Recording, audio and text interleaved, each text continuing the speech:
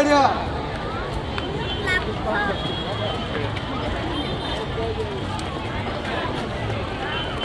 Đây mấy trai ngồi luôn anh, đây có mấy nướng thôi, nướng bắp nướng với nướng sữa đậu nành nóng này kem ơi. Cho mấy đứa cầu quá nào.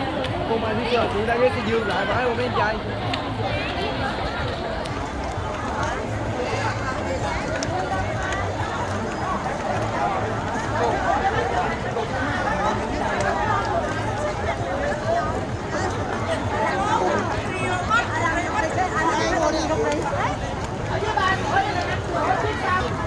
Kéo hồ luôn đi. Dầm chơi không con? Dầm chơi không? Kéo hồ luôn đi, hồ luôn đi. Nước. Nhưng mà mai đây nấu. Ai nhìn rồi.